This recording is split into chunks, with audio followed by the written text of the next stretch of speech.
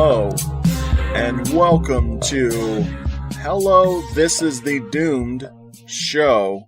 I am Richard. I am Brad. We're talking slowly. I don't know why. Me neither.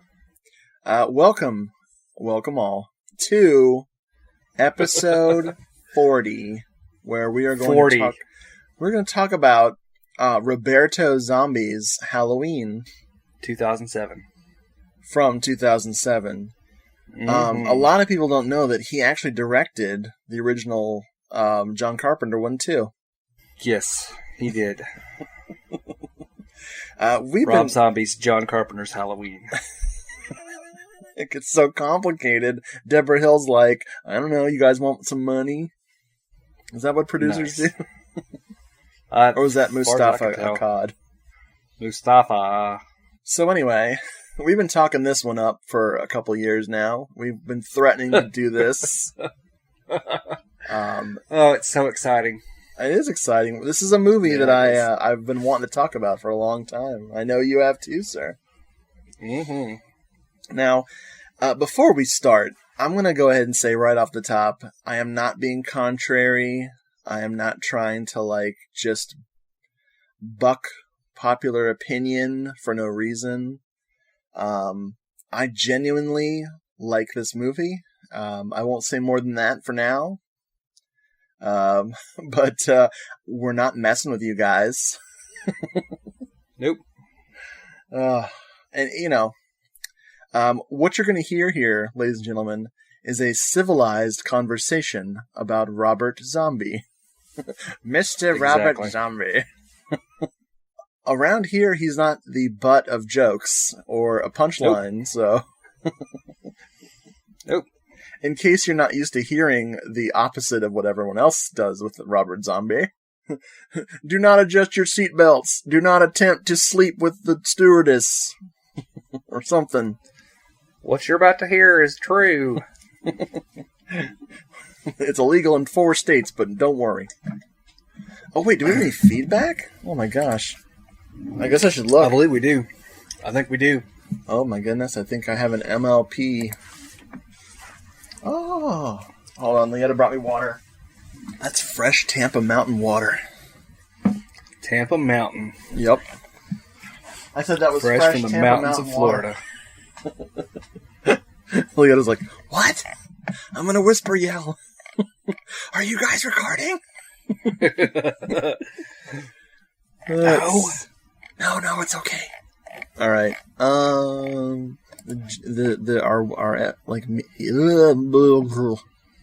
boy. Here we go. Oh, nice. Oh, Rob Zombie's going to be so mad at me. Oh, here we go. Here's something from MLP.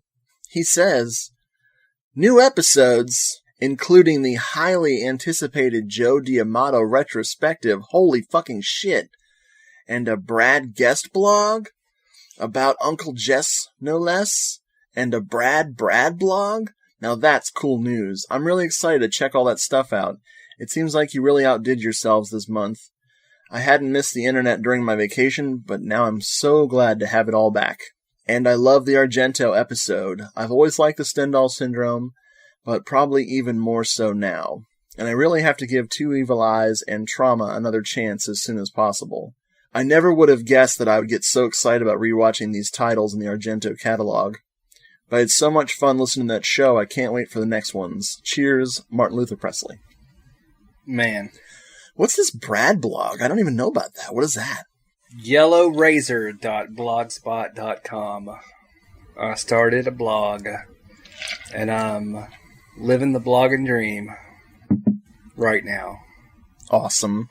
Ladies and gentlemen, I highly respect Brad, and frankly, his blog is totally sexy.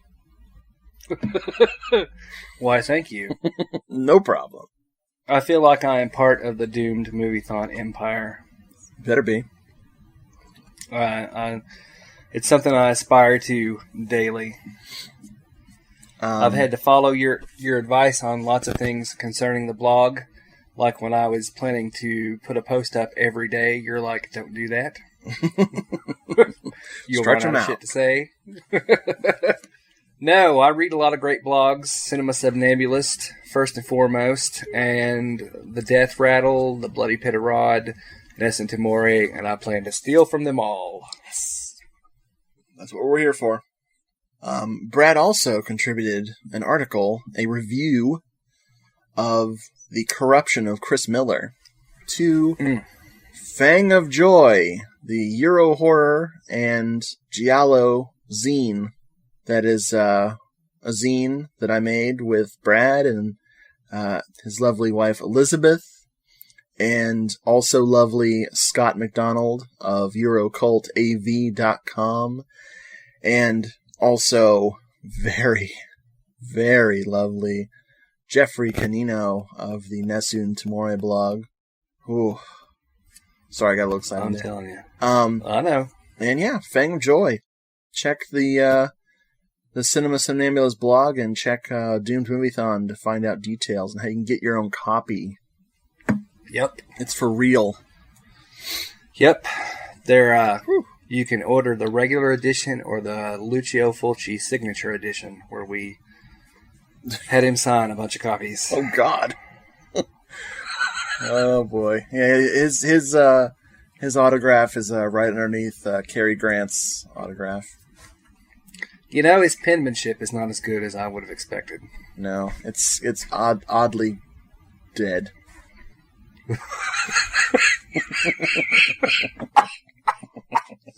Whoa there, partner. Oh, I'm choking. I didn't expect that. That's funny. All right. Well, thank you, Martin Luther Presley. Always thank you for supporting us. That Argento episode was a lot of fun. I'm looking forward to our next one where we don't cover complete pieces of shit. Whoops. I mean, what? No, there's more shit in Argento's catalog to cover, and that episode, I think, had a lot of stuff I liked, more so than it had stuff you liked. I think that's fair. Yeah. So we're gonna, the next time we do Argento. Oh, can I spoil this one? Is it okay if I talk about that? Please do. Okay. The next time we do an Argento episode, I'm not saying this episode's next or anything because it's not. But the next time we come back to Argento, we are going to do the Animal Trilogy. So, Bird of the Crystal Plumage, and Cat o' Nine Tails, and Four Flies on Grey Velvet in one super show. It'll probably be 60 hours long. Yeah, to please Elizabeth, who hates our short shows. I don't know what's going on after this episode. We're way ahead of ourselves. We are now, this is like our 4th episode we have recorded that has not been edited, so. We're in the future right now. Exactly. Let's check out my jetpack. That's right. Let's take out my life insurance. What? What was I saying? Oh yeah, so this will be the last numbered episode for a little while until we get back to whatever we're doing, so enjoy episode 40 while you can. While it's there for you to enjoy. Damn right. So, Halloween 2007. Let's talk about it. Yes, let's do it. All right. Inside every one of us, there exists a dark side. Most people rise above it, but some are consumed by it.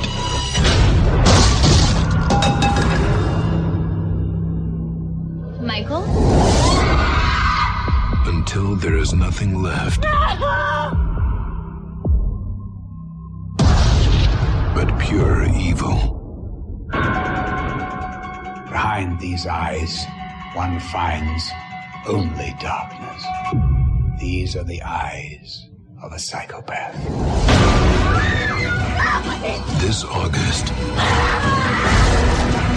Rob Zombie unleashes an extreme vision of terror and reinvents a legend.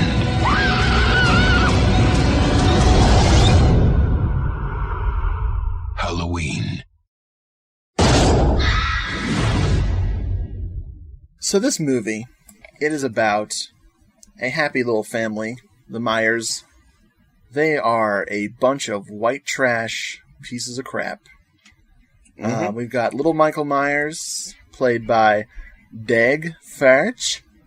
I believe that's how you pronounce that. I'm with you. And he likes to kill animals and torture them. Indeed. And he likes to wear Halloween masks all the time.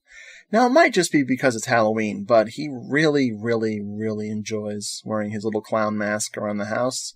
Let's see. His sister, Judith Myers, is played by Hannah Hall, and she's a little tramp. His mother is Deborah Myers, played by Sherry Moon Zombie, and she's a grown-up tramp / stripper. And she has a boyfriend, an awesome dude named Very Ronnie. awesome. Named Ronnie White, Ronnie. played by everyone's favorite father, William Forsythe. Things in the household ain't so great. No, not at all. I mean, aside from Michael's predilections towards, killing animals and his mom being a stripper, he is also belittled by the horrible, disgusting mess that Ronnie White is. He's a drunk who has... I don't remember how he is somehow on temporary disability for a broken arm, and... Is there other broken appendages? It looked like, to me, his fingers were taped up on one of his hands, too. Yeah, something... He can't work for some reason. So, he's kind of also the kind of person you would want to lock out of your house or have a restraining order on. Not much less let him, sit at your breakfast table. Yeah, maybe if you could hit him with your car, that would be cool. Hey, and maybe that's what happened. Maybe she's not his boyfriend. She just ran him over with a car and then felt bad and took him in. I don't know. But yeah, it's a very, very unhappy household. Things are worse for little Michael Myers when he goes to school, where he's bullied, and not the fun kind of bullied. Like, hey man, you're fat. Do you know how fat you are? That's not fun, Richard. I know, that's verbatim what a bully was saying to me one day at school. Ugh. When I was 11. He decided to inform me how fat I was. I appreciated it. It was good. That's Mark, by the way. You can look him up. Fucking dickhead. Him and Philip. Yeah, those are my bullies. Ugh. Anyway. We should look him up right now. Yeah, I'll probably Facebook stalk them tonight. Masturbate to their pictures. No, wait. I mean... Wow. Never mind, okay? I'm complicated. My computer actually quit recording. I wish. Oh, no. Okay, back on track here. So, Michael Myers runs afoul of a couple of bullies. One of the bullies has a picture of his mom from a Spank magazine. She's in the ad. It's actually her. She's in the ad. It's a Halloween special at the strip club. And it's her naked, covered with like skulls over her privates, and it's like free dances or whatever. And they're taunting him about his mom and saying slightly vulgar things. Slightly. About his sister, too. So he goes apeshit, and a very unbalanced fight breaks out where these two huge kids are beating the crap out of him. The principal of the school, played by the lovely Richard Lynch. It was Richard Lynch, right? Yeah. Is he any relation to you? Yes. He's my Uncle Lynch. Well, I mean, of the Richard family. just call me Schmitty. So, Schmitty! Anyway, Richard Lynch plays the principal, and instead of, thanking, hey principal, thanks for keeping these two guys from beating me into the hospital, he just tells him to go fuck himself.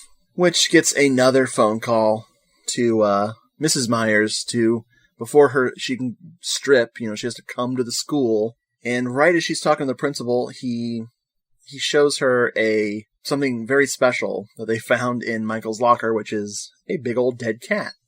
Right. And she's like, so he found a dead cat somewhere. And he's like, no, I don't think you understand. So in walks a child psychologist named, oh my God, I just blanked. Dr. Samuel Loomis, played by Malcolm McDowell. Although, in the director's cut, he does act like he's William Shatner, but we'll get to that later. So he comes in, and she's freaking out because, why does my son need a psychologist? Well, hello. He's been killing these animals. They have the evidence of not only his dead cat, which should have been enough. They also have photos that he took with like an instant camera of all these dead animals. While they're dealing with that, Michael Myers sneaks out of the school and goes and pays the bully a visit. He actually follows the bully to the woods where the bully either lives, maybe the bully lives in the woods, I don't know. But wearing his beautiful clown mask, he literally beats the bully to death with a big old stick. Which is a very important moment, and we will talk about that at length later, because that's one of my favorite moments in the movie. Not seeing a defenseless teenage boy beg for his life. God knows I've seen enough of that in my time. No doubt. So, that's just the beginning of a very bad night for the town of Haddonfield, Illinois. Mm-hmm. Was it Indiana? It's Illinois, right? It's Illinois. Yeah, sorry. I think it's actually Bowling Green, Kentucky, but that's just me. Oh. I wish. I wish it was Tampa, Florida. So do I. Do you know how fucking hilarious it would be if Rob Zombie, to save money, had to film in Tampa, Florida? Oh my God, it'd be just like the Punisher all over again. Oh no. Oh no. Which Punisher? Or Cop Dolph and a Half. Lundgren? What's that? Dolph Lundgren Punisher? No. The one with Warzone? John Travolta as the villain. Oh yeah, Thomas Jane. Oh, thank you. I couldn't remember his name. Yeah, that's all in Tampa. That's all over Tampa. Really? That and Cop and a Half. Yay! Don't forget Cop and a Half. I listened to your show on Cop and a Half. We Hate Movies? Uh-huh. I love that episode. I think I'll listen to that episode again right now. Bye, guys. You should. See ya. Man, I love talking about Rob Zombie. That was awesome. Later. Oh, wait, I'm doing it again. I'm doing that fake out ending that no one believes is happening. I love it. I should do it every episode. I should do it twice in an episode. Fool everybody twice. What we should do is, you fake out, and people are like, Richard, there's still time left, but it's just silence. Oh, that would be the ultimate gotcha. That's the way to do it. Mm-hmm. Hey, listeners, gotcha. Like, there's something wrong with my podcast. There's nothing wrong with your podcast. There's something wrong with the podcast. It's called Hello, This is the Doom Show. Anyway, so Michael Myers, that night back at home, of course nobody knows he killed the bully. He is ready for Halloween. He's got his little clown costume on. He's ignoring the tauntings of his horrible mother's boyfriend. His mom is getting ready to go stripping. And what do you know? Judith drops the ball. Judith Myers decides to stay home Halloween night and have sex with her grubby boyfriend instead of taking little Michael trick-or-treating. The ramifications of this moment are very important. Okay? So, Mom leaves. Michael Myers, he's sitting outside. Everybody Hurts is playing. No, wait. Ooh. Love Hurts. Oh my God. If they played REM's Everybody Hurts, that would be the shit. I hate that song. Instead, they played Love Hurts while we look at Sherry Moon Zombie's butt for the 100th time if you've been following the career of Rob Zombie. There's nothing wrong with it. And he loves her butt. So, Michael kills everyone in the house. Slashes his mom's boyfriend's throat. He beats his sister's boyfriend to death with an aluminum baseball bat.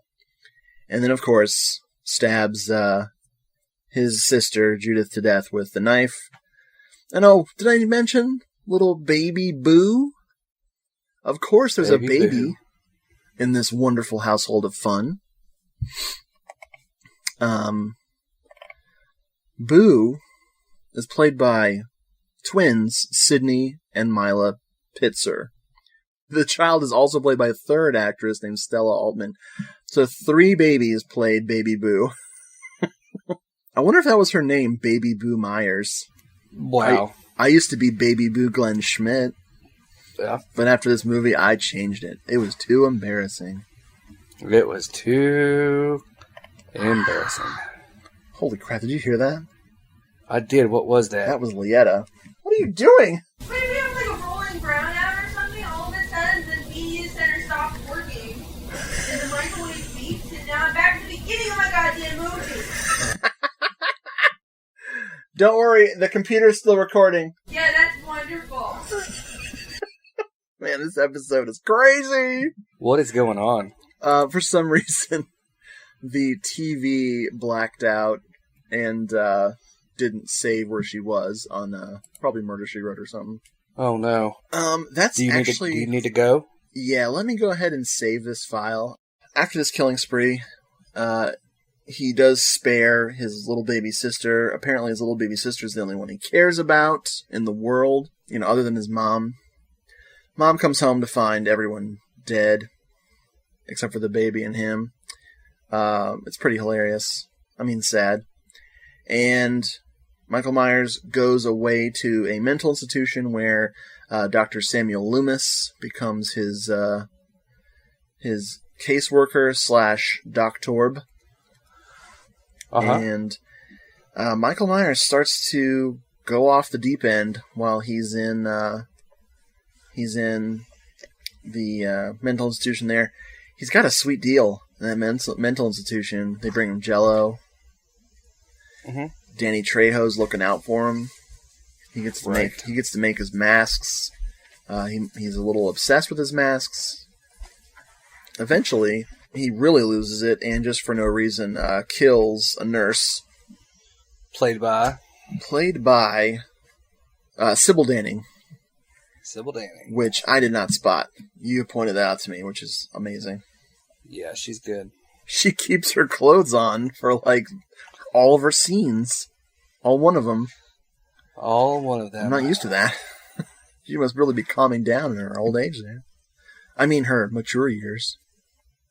So yeah, they're never letting Michael out of that fucking place.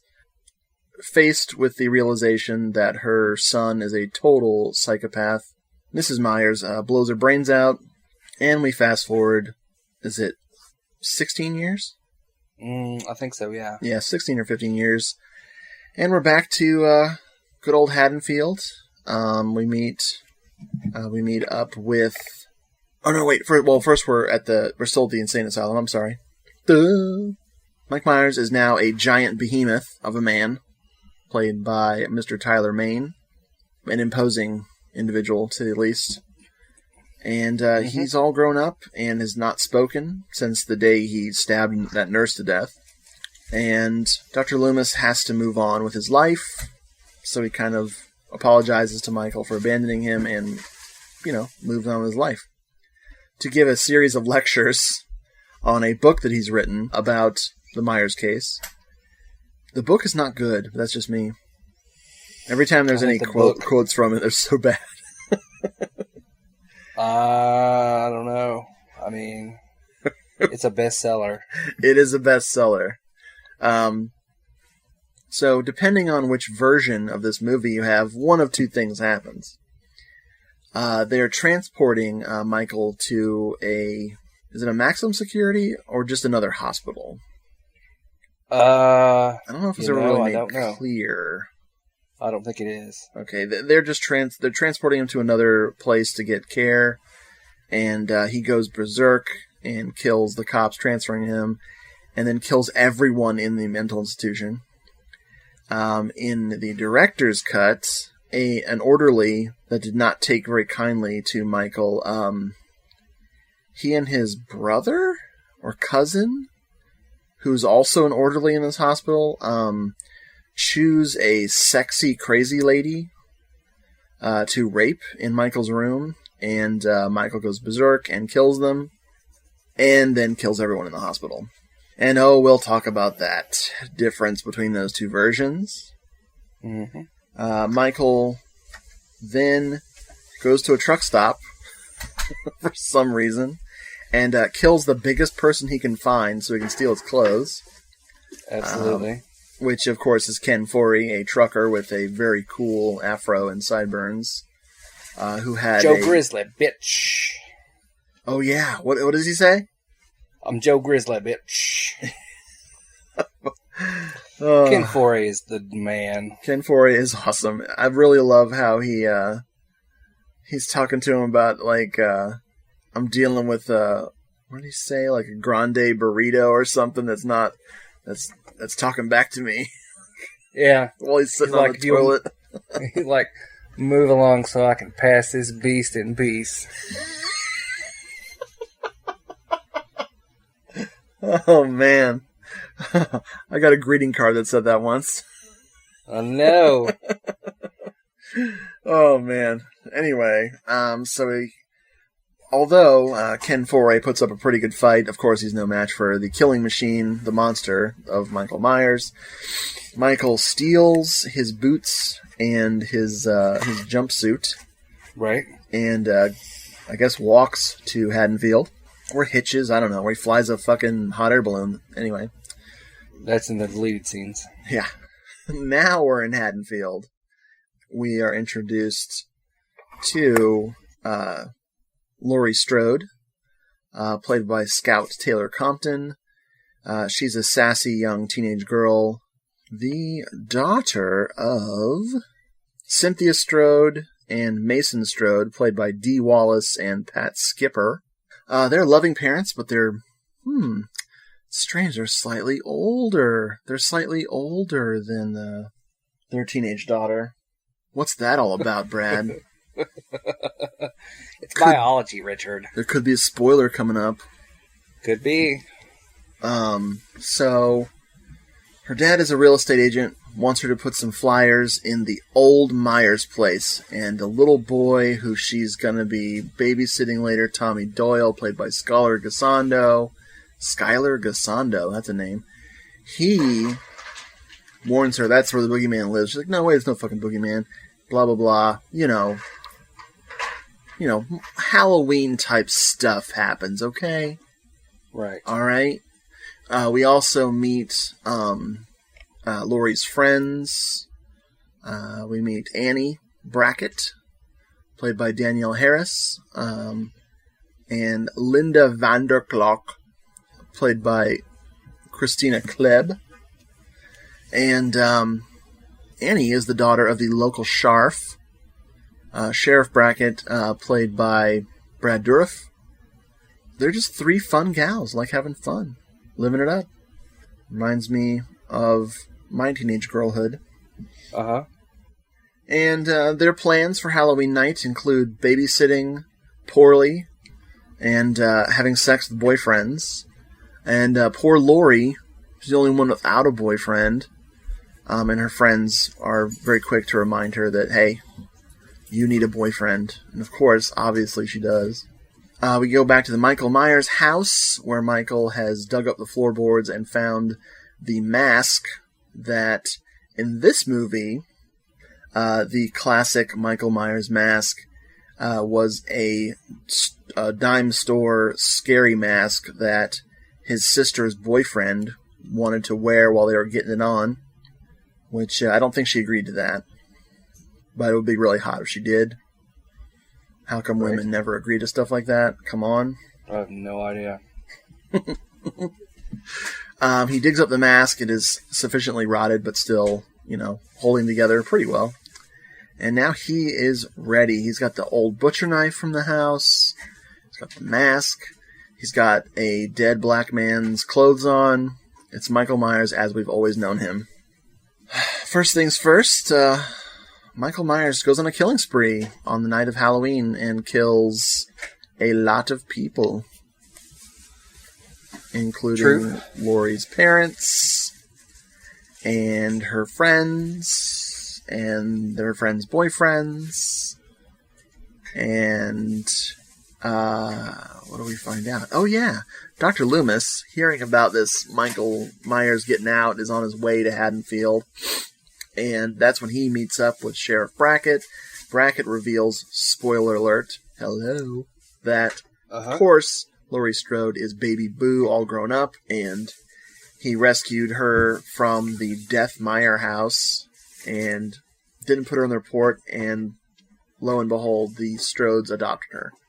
Yep. Sheriff Brackett finds his daughter, Annie, almost dead. We're not sure if she lives or not, and Loomis goes after Myers to rescue Laurie, and Michael confronts grown-up Baby Boo after he, I think, knocks her unconscious and takes her down to the basement of the Myers house. Of course she doesn't know who he is. There's a big standoff between Loomis and Michael and Laurie, and so he definitely puts the hurt on Dr. Loomis, incapacitating him. Laurie manages to get Loomis's gun. Her and Michael struggle, fall out of a window, and she blows his brains out. And that's the end of the movie right there. Good show. All right. What did I skip? I skipped some stuff, like, the kids that she's babysitting, they make it out okay, Stuff. A lot of stuff I didn't mention is stuff that's true of the original, so if you're familiar with the original, then you pretty much know the parts I skipped. I wanted to spend more time on the Myers story. So, Brad, what is going on with this movie? What's with this, crazy cast? Who does Rob Zombie think he is, remaking this movie? What's the story? First of all, whenever I read or see Scout Taylor Compton's name, in my head I hear a vocoder say, Scout Taylor Compton, we keep it rockin'. We keep it rockin' like California Love. You are not the only person, I'm sure. Dr. Dre. Probably not. That's probably why she turned to acting. She thought that song was about her. Yep. Okay, full disclosure, John Carpenter's Halloween is my favorite film of all time. Of any genre. I knew that about you. And do what? I knew that about you. You did, and everybody else did too. Because I talk about it all the time. And people are like, how can you like Rob Zombie's Halloween if you say that the original is your favorite? Well, I'll tell you how. Because me liking Rob Zombie's Halloween does not hurt, A, John Carpenter's feelings, B, John Carpenter's Halloween's feelings, because it's a film and it doesn't have feelings. It doesn't denigrate it in any way. Elizabeth and I went to the theater to see it. My friend Matthew came up, and we went back and saw it. Or I went with him and saw it. I'm like, yeah, it was good. I liked it. Now, the whole problem, I think, boils down to he goes back and he tells a backstory for Michael. And people say he humanizes him. Mm-hmm. Well, he doesn't humanize him at all. Michael, at the beginning of the film, before the bullies, before all this other stuff, is clearly messed up. Yeah. Out of the family, his mother, played by Sherry Moon Zombie, is clearly the best of the bunch. She has no idea that there's anything wrong with Michael. Which, maybe she's not a good mom. I mean, it's obvious that she loves and cares for Michael, but maybe she's just not good at mothering. Right. There's some very important things here, I think, going on. I think that people they hired Rob Zombie to make a Rob Zombie film, and then people acted shocked that Rob Zombie made a Rob Zombie film. It is not that much different in tone than The Devil's Rejects. I don't know who else, I don't know if anybody would have satisfied some people. No. I believe that he has gotten better with each film. I think that The Devil's Rejects is a better made film, not necessarily a better film, but a better made film than House of a Thousand Corpses. I felt like Halloween was better made than The Devil's Rejects. I feel like Halloween 2 is better than that. Yeah. And I believe that if he has a masterpiece so far, it would be The Lords of Salem. So you really get to see growth as a filmmaker, I think. And I think that that's good. That's what you're looking for. Right. I don't know. There's not a lot of horror directors, I don't think, working today where you can actually see real artistic growth. There's a lot of homages and lines from the original film, but he doesn't go overboard. The music is there. I think Malcolm McDowell as Dr. Loomis is perfect casting. You've got Dee Wallace in the theatrical cut. You have got Sid Haig. Is that right? Not Sid Haig. His name just went out of my mind. Thank you. What's funny is that until we did this show, I had not seen the theatrical cut since I was at the theater. Yeah. And I felt like that I liked the theatrical cut better, but it had been so long that I wasn't sure. I actually did find the theatrical cut for $5 at Walmart the year before last, maybe? Yeah. And I swooped it up, and I'd saved it until now. Watching them both, I do prefer the theatrical cut. Other than when Michael escapes from Smith's Grove, there are not a lot of tangible differences. Udo Kier is in the director's cut more. He's just in a one scene in the theatrical. He kills the nurse as a kid, and I think that's important. Yeah. Then he kills Machete, and he's screaming, I was good to you, Mikey. I was good to you, Mikey. But it's very important that he killed him. Yeah. Because it shows that he's crazy. Would it have killed Michael to leave that guy alone? No. Mm. That guy was good to him. But when they talk about this, that he humanized Michael, I don't buy into that at all. He killed his own sister, who had just been kind of bratty to him. Yeah. She didn't take him. She made fun of him a little bit, but it was no more severe than what I would consider a typical little brother, older sister, interaction. Right. So I think it's very important that he killed his sister. It's very important that he killed Machete, because it doesn't humanize him. He's a sociopath. He's a psychopath. Yeah. There will be talk of Halloween 2 later, but one of I think people's problem with Halloween 2 is that there's practically no likable characters, but there are likable characters in the original. Yeah. Dr. Loomis is a likable guy. Yeah, he's trying to turn a buck on his book about Michael, but he spent 16 years with him? I mean, that takes dedication. And he tells him, he's like, in a sick way, you're my best friend, Michael. Michael's just crazy. He's crazy the first moment we see him on screen with his clown mask on, where he's about to kill his hamster. I like Halloween. I don't know why. It's one of those things where I really don't understand why people hate it so much, because I really do believe that some people think it does some sort of disservice to John Carpenter's.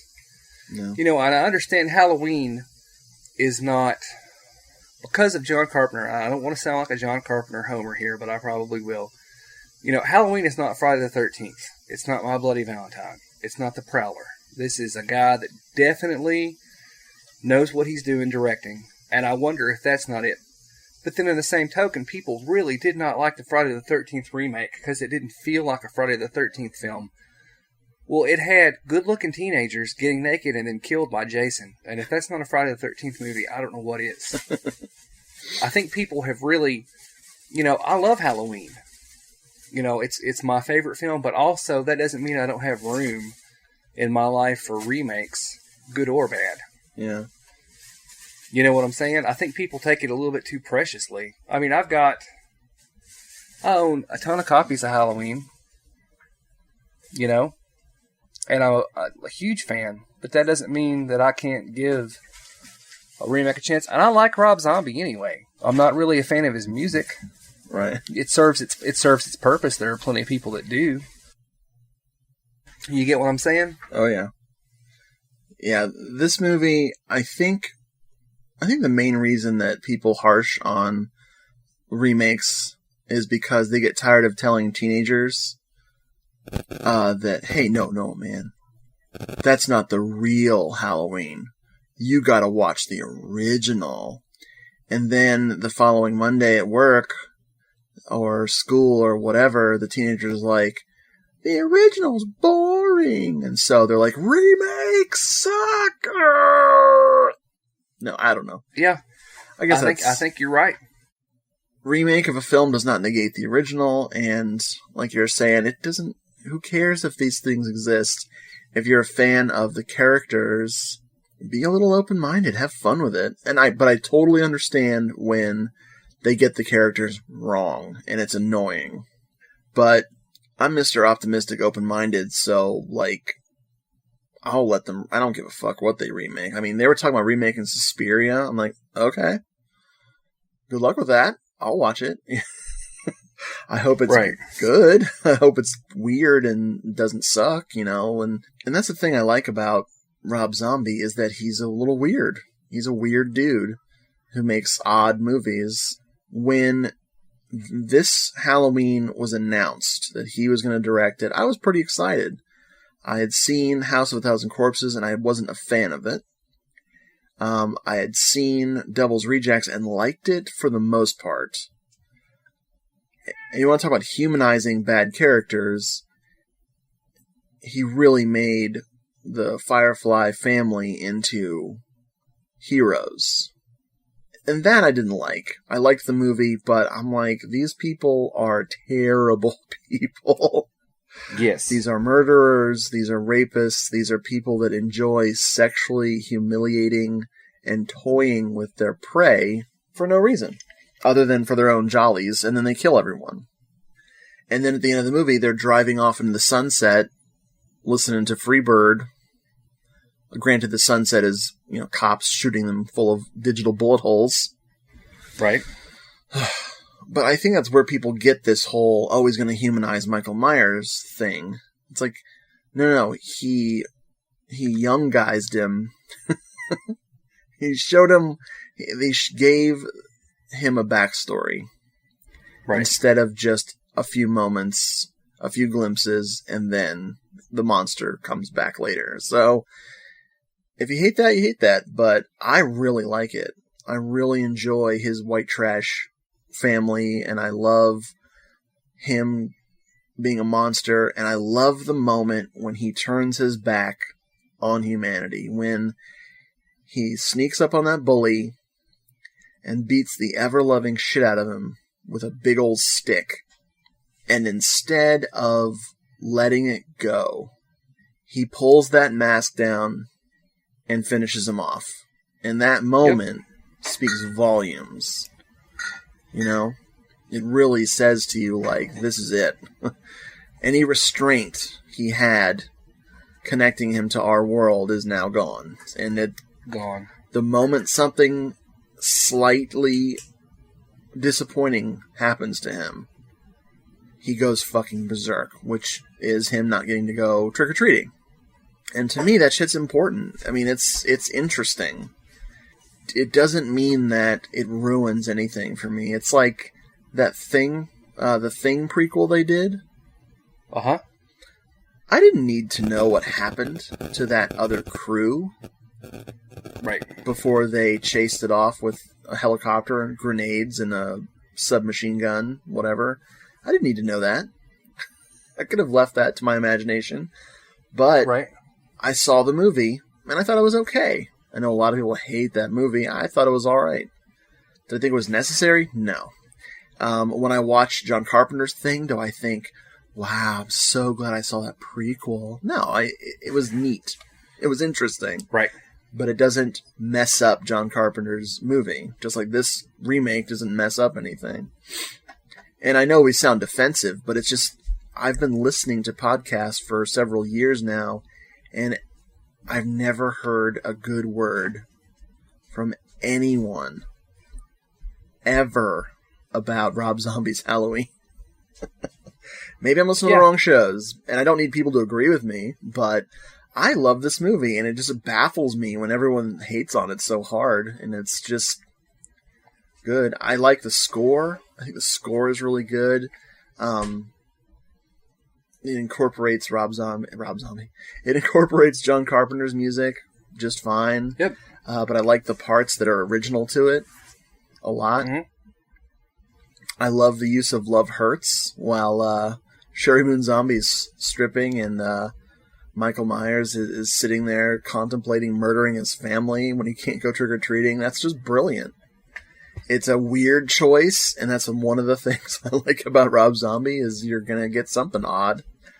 Let's see, what else? I think that's a make-or-break moment for a lot of people. Once Love Hurt starts kicking in, I think a lot of people abandon ship when that happened. Well, let me say when that's playing and when she finds out what's happened and the cops are there, everybody is frozen still, and it's not a freeze frame. The camera pans. Yeah. And I think that's brilliant. Yeah. I love that. I love that. Yeah. Yeah. I love the atmosphere. I love the set design. Just all the sets, really. Especially the dilapidated Myers house and everything. That empty swimming pool at the end where the big showdown happens is. I love me some swimming pools, even if they're empty. Mm-hmm. In horror movies, I do like the relentlessly evil Michael Myers. Like you're saying, he's a psychopath, and anyone who gets near him is going to get murdered, even if they are good to him. I dig the mask in this one. I know I'm not a big Michael Myers mask. Is it right? Is it wrong? Whatever kind of guy. What do you think of his mask in this movie? It's the first time they've gotten it right since Halloween 2, in my opinion. I am one of those people that is crazy, just absolutely batshit crazy about the masks. Yeah, I mean, you and I have talked about this, and it's, and I've sent you emails, and you just laugh at me because you don't care. Well, listen to our Halloween episode where we go through Halloween 1 through... whatever. Oh my god. Resurrection? Yeah, 1 through Resurrection. That was fun. Yeah. Mm-hmm. Love that episode. Yeah, this movie is gory. It is gritty. It is trashy. It is sleazy. It is bleak. And it is loud. If I was going to criticize this movie, there's a lot of screaming. And now, it's a horror movie, so there's always a lot of screaming. But man, this thing is a lot of screaming. It's a lot of loud business. There's just a few problems I have with this movie. Things feel a little rushed. I would like this movie to be longer. I'm talking about the theatrical cut. I'm not talking about the director's cut. Mm-hmm. That's the other problem I have with this movie. Anyway, I wish this movie lingered on Michael stalking people a little bit more. It's great when he's, as a kid, stalking the bully and walking and following him home. I like that. And some of the stuff where he's watching Linda and he's watching Annie and Laurie and them. But it could have held it a little longer. I felt like maybe they were trimming for time for the theater. I'm not sure. It's not much different in fact, I don't think it's different at all in the director's cut. I think they could have lingered a little bit. That's my biggest criticism for this version. Mm-hmm. Now, the director's cut, this rape scene with these two good old boys who work in this mental institution raping that girl is really a huge misstep.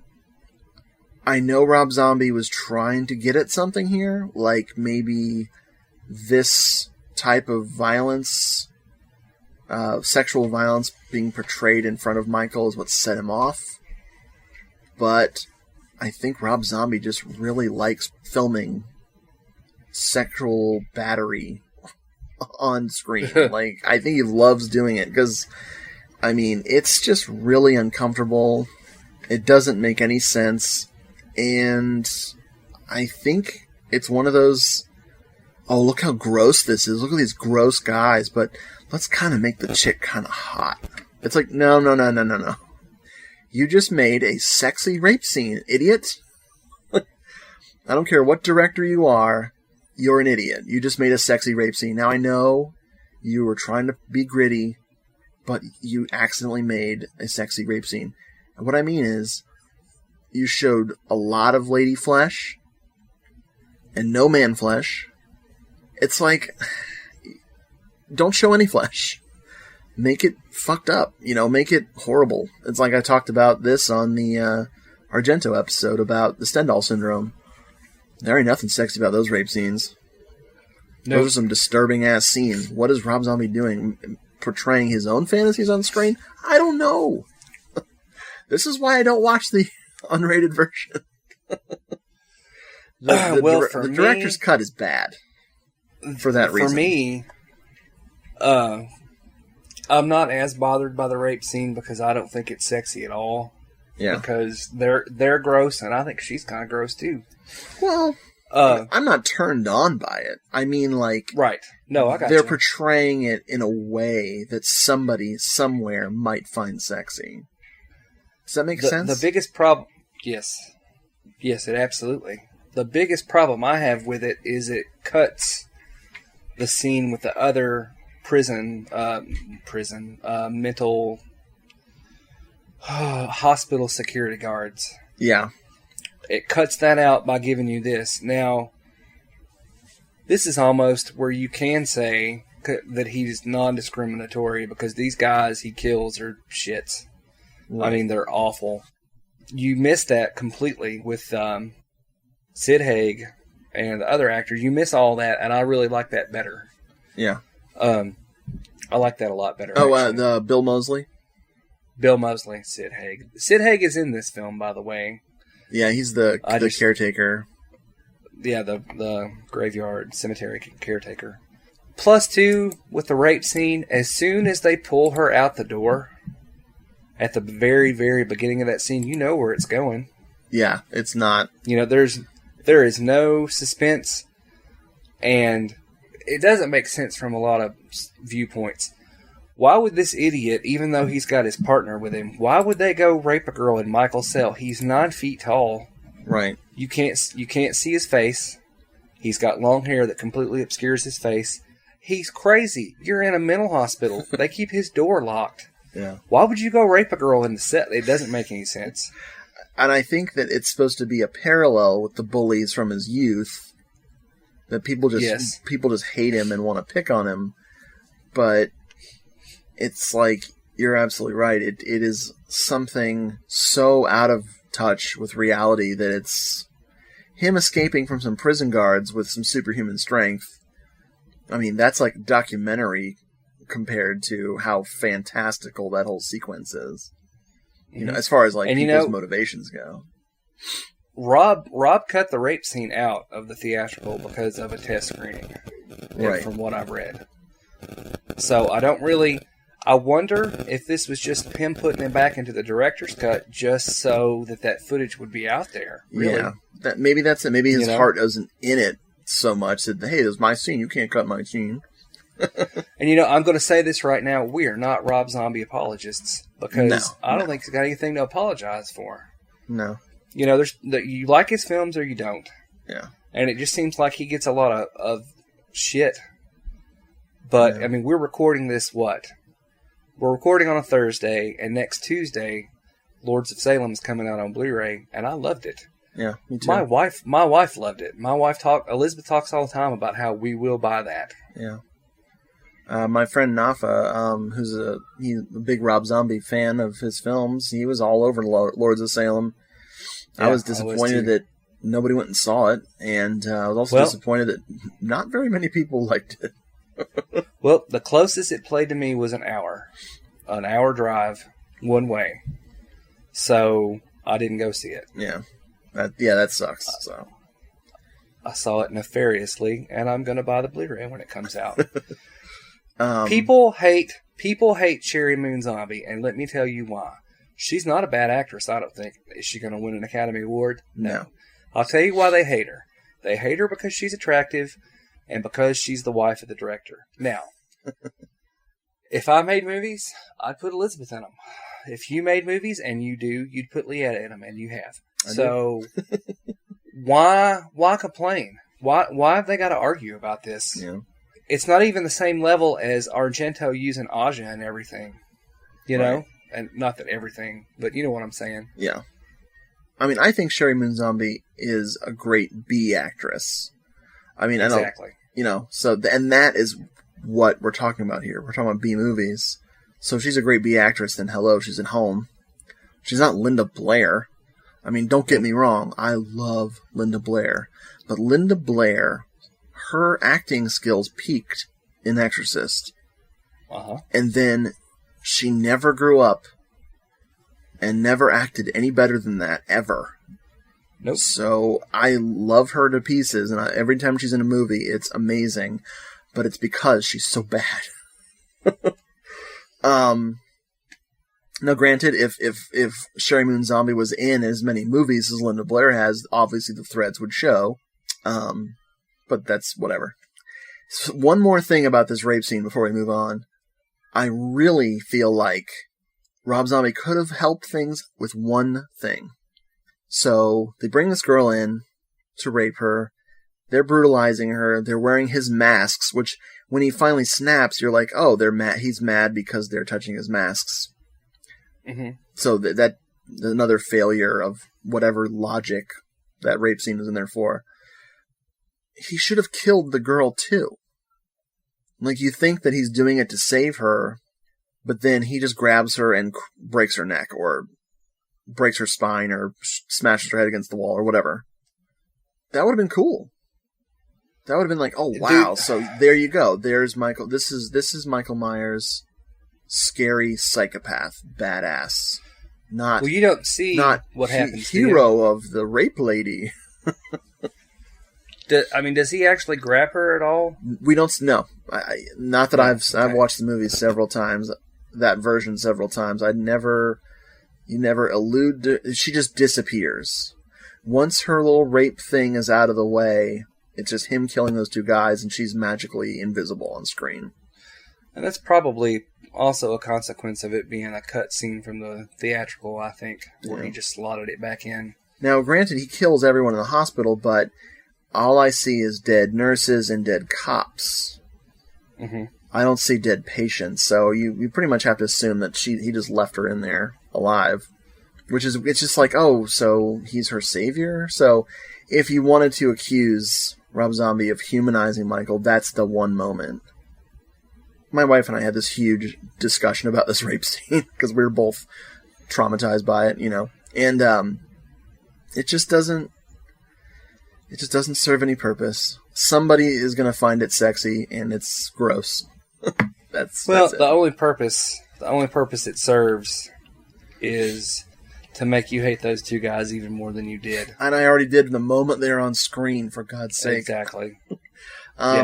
Other things about the unrated version, there are some more clips of footage of Michael as a kid with Dr. Loomis's narration over it. Mm-hmm. I'm kind of glad they're not in the theatrical cut, because they're a little cheesy. I feel like it's done in like black and white. Yeah, they don't work too good. I'm kind of glad they're not in the theatrical. The one thing that I really like in the unrated version is there's more Scout Taylor Compton and Dee Wallace as Laurie and Cynthia Strode interacting, and it's really, really good. Mm-hmm. And so when the Strode, her parents, get killed, it affects you a lot more, because they're such likable characters. That it's just really, really sad. And there's another thing that people hate. People hate Scout for playing Laurie. Really? Yeah. People say that she's like the worst actress in the world, that she sucks, that I don't know. They just hate her for playing Laurie Strode. It's like, come on. Yeah, I think she's okay. She doesn't have a penis. Neither does Jamie Lee. I know. I had to go there. So. No. Yeah, I just brought our show down a few pegs there. Not that it needed help doing that. We're talking about Rob Zombie here. Come on. Anyway, I will forever be watching the theatrical cut. And when I really feel like torturing myself just to see more of Dee Wallace, then I will watch the director's cut and skip the rape scene. Yeah, I don't I don't see myself reaching for the director's cut anymore now that I've got the theatrical. Yeah. But I'm going to keep it Yeah, because I'm that way. What else do we have to say about this movie, dude? I think you've summed it up pretty well for me.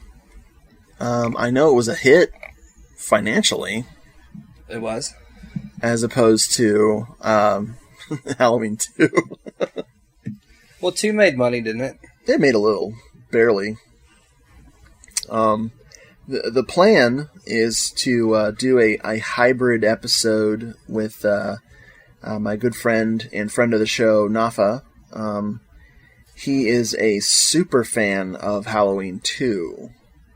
And I'll explain that when we record that episode with him. But he and I just, my mind was blown by Halloween 2, so. Which people really don't like that one. Yeah, I will say that I do prefer 2 to 1. Me too.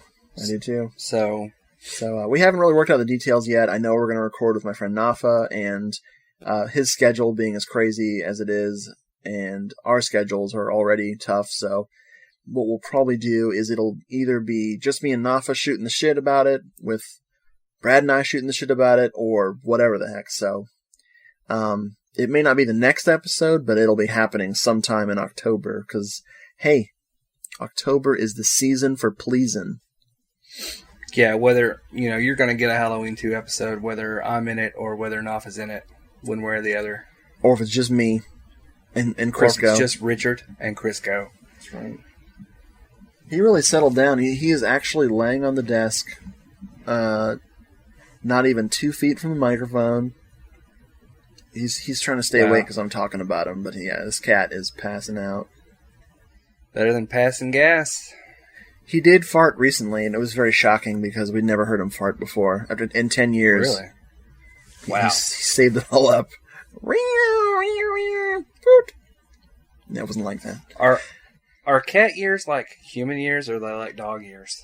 They're like dog ears, but the whole thing is like, it's like animals age, a number of years for every human year until they start getting older. Then it slows down. Huh. Yeah, that's what I've heard. So when you're hanging out with a cat that's like 10 years old, it's not really a 70-year-old cat, or a 70-year-old dog. Although some dogs, their breeds don't live very long. Like larger dogs, so you might actually be hanging out with a 70-year-old dog. Crazy. Yep. Dogs, big dogs, man, they don't last very long. And I'm talking about sexually. Right. So we're going to take a break. I'm entirely sure which episode is coming next, so I won't say what we're doing next. I'll leave you hanging this week. But thanks for listening. Please check out Brad's blog, yellowrazor.blogspot.com. And please check out the Fang of Joy fanzine. There's links all over the blog and everything. Good night, folks. See ya. Oh, not completely naked, but naked enough. And that is unheard of. Hey, folks. Thanks for listening. If you want to contact the show, it's doomedmoviethon@gmail.com. Or if you want to hear our archived episodes, you can go to doomedmoviethon.com and click on the podcast link. Beady body beep pop boop.